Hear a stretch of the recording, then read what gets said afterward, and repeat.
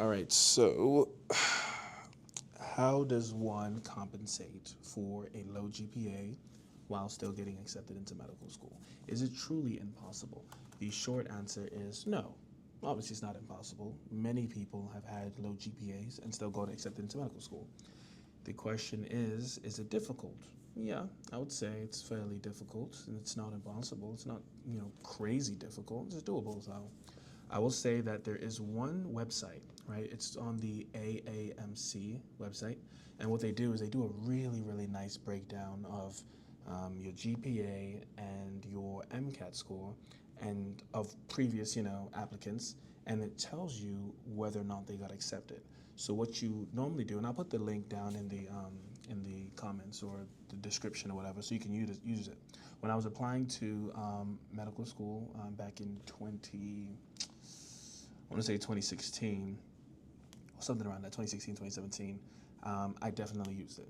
And it's nice because what it does is it lists all the GPAs for the previous applicants for whatever year. It tells you the year too, right?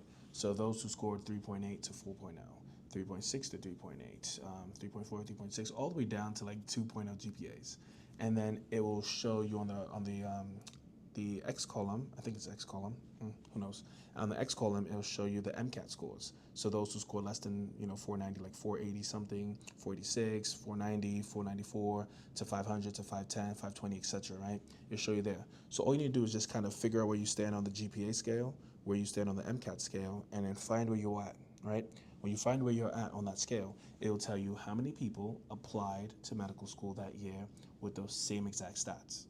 Tell you how many people applied and how many people got accepted. And then it'll give you a percentage, so you can figure out your percent chance. So if you have, let's say, a low GPA, and low is relative, but let's go like lower, on the really lower end. Say you had a 2.8 GPA, right? If you had a 2.8 GPA and your MCAT score was, let's say, 496 or 498, you can go to those columns and figure out where you land, and you can see how many people applied with a 2.8 GPA and a 496 MCAT and got accepted. And obviously, that's going to be a low number of acceptance, probably less than 5%. But the point is, people have actually got accepted doing that. So the question is how, right?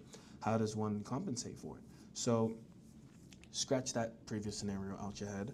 But in general, if you have a really low GPA, and not even really low, but just low in general, lower than, let's say, 3.4, I would say. Actually, anything less than 3.5, I would consider on the lower side. So lower than 3.5 GPA. How do you compensate it? Let's go with the person with a 3.0. How does a 3.0 person get into medical school, right? So first of all, why does a person have a 3.0? One, they could have messed up early on in college, where they're, even if they did well at the end of college, it's not enough to bring that GPA higher. Or two, they could have chosen all difficult professors who, although they have a 3.0 grade on score, they actually might have more knowledge. So the easiest way to compensate for that, not even easy, but an easy way to think about it, is get a high MCAT score. There's nothing that speaks more when I see a person with a 4.0 GPA with, let's say, a 510 MCAT, right? And then I see someone with a 3.0 GPA but a 520 MCAT. Because all that tells me is this person with a 3.0, they have a story behind that 3.0, right? At the end of the day, you could have a 4.0 GPA because you went to a school that didn't challenge you enough, right? Or the professors didn't really go into much detail, and you were easily able to pass the exams. In fact, sometimes people repeat exams, and you have access to exams, and that's where you got the 4.0. Versus you went to a 3.0, your professors were really tough, you didn't have any old exams to use or study from or prepare yourself with, blah, blah, blah. But the MCAT is a standardized exam. It's not like the college in Ohio is making their own MCAT and the college in Tennessee is making their own MCAT. No, it's one MCAT for the entire country, right? And so if you take a standardized exam and you can do really, really well on it, it speaks more to your ability to, comprehend the knowledge and understand the assignment, for lack of better words. So I will take that into consideration, and a lot of schools do that. So if you have a lower GPA, one way to compensate it is study hard, hard, hard, and obviously you study hard, but study even harder, to get a higher score in your MCAT. That will do you so much justice, right? So that's one obvious way to do so. Another thing too is just because you start off bad doesn't mean you give up, right? A lot of schools have noticed that at the end of the day, when you're 18 years old, 19 years old, it's kind of hard to like really lock in and focus on your own without parental guidance, etc. Especially in a university. So it's difficult, and it might not mean that you're not smart enough or capable. You just had a hard time adjusting, and the adjusting that you were doing had nothing to do with your ability to comprehend knowledge. So they look at trends. Did you do really, really bad at freshman year, do just as bad sophomore year, and continue to do bad? Or did you do really, really bad freshman year, sophomore year you did all right, junior year you did great, and senior year you did phenomenal? So that just lets me know that there's only one thing that happened in your application that, or during your 4 years of uni, or however many years you did, that kind of brought you down and kind of messed things up for you for medical school. But because your trend is high, I can say, hey, this person might not have the highest GPA, but if we exclude their freshman year GPA, right, the average in their last 3 years, they have like a 3.6, like a 3.8. I know people who ended freshman year with a 2.3 GPA, but then if you average the last 3 years for undergrad, they had like a 3.6, 3.7 GPA, right? But because they messed up so bad in the beginning, overall it's still like a 3.0 or maybe even sometimes even less, right? So that's something to take into consideration. Just because you start slow doesn't mean you have to end slow. Just because you start low doesn't mean you have to end low. You can still end up high. So take that into consideration as well. Now, besides taking your MCAT and ACE in that, getting upward trend in your last final years of uni, what you can do as well is take a post-bachelorate program. Post-baccalaureate programs are usually like 1 or 2 year programs that you take, and they're usually embedded in science courses. And essentially, when you graduate from that program, you usually get like a certificate. Some might give you a degree, but the point is you get a GPA from that program, right? A GPA that takes into account your ability to comprehend this advanced scientific knowledge that might benefit you for medical school. And so medical schools will look at that as well.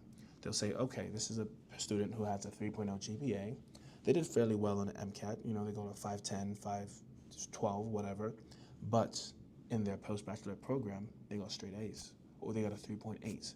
That shows, and the funny thing is the post-bachelorate program is more complicated or harder courses than typical undergrad, right? And they're usually more science focused towards what might actually be beneficial to medical school versus some of the courses that you might have taken in undergrad that might not be that pertinent.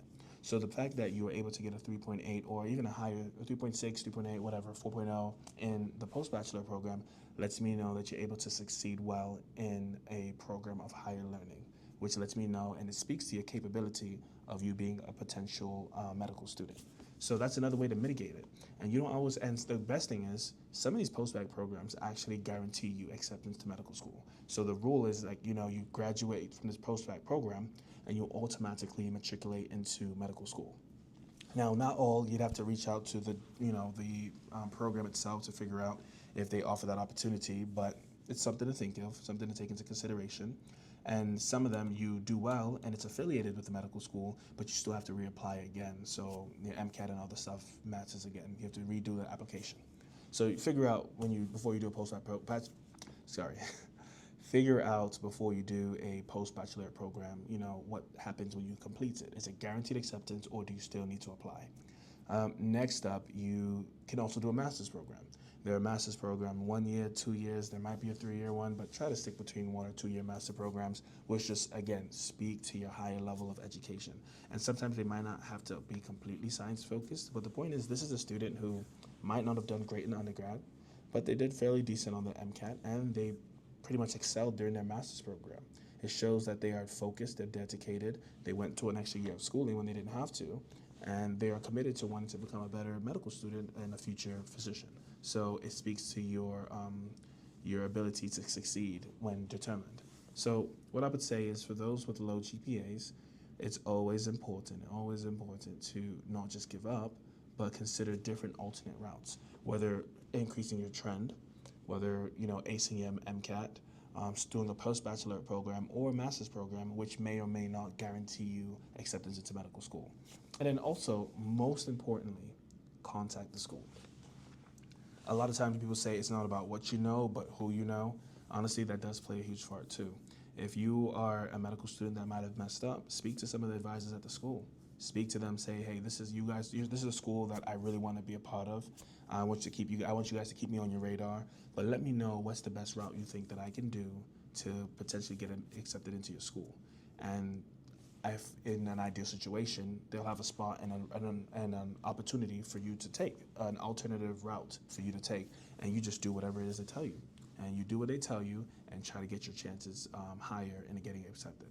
But overall, you don't want to just give up. Like, you don't, to be honest. If everybody who got a low GPA gave up, we'd probably lose like maybe a quarter of the physicians that we have here. And that website that I told you that I'm going to put in the description, the AAMC website that gives you the breakdown, shows you how many people with quote-unquote low GPAs actually do get accepted. Now, it doesn't tell you which route they took. So for that, you have to figure that on your own. But the point is, it's possible. You just need to know how.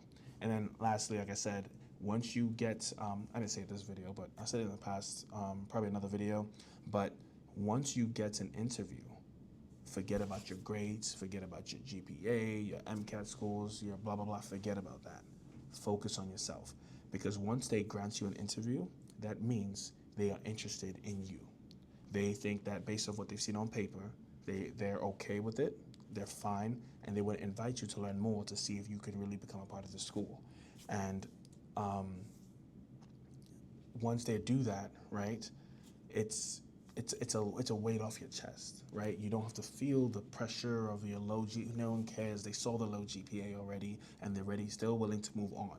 Focus at that point on just who you are as a person, and we'll get into interview tips later, okay? So that's the end of the video. Same thing, guys. Like, comment, subscribe, share it to someone that you feel might need it, even if they don't have a low GPA. There's nothing better than feeling like, low GPA, you can still get in, but if you have a higher than low GPA, like a higher GPA in general, you can still get in too, because people with lower GPAs are getting in as well. So just a confidence boost really for those who have low or high GPAs. It doesn't really matter.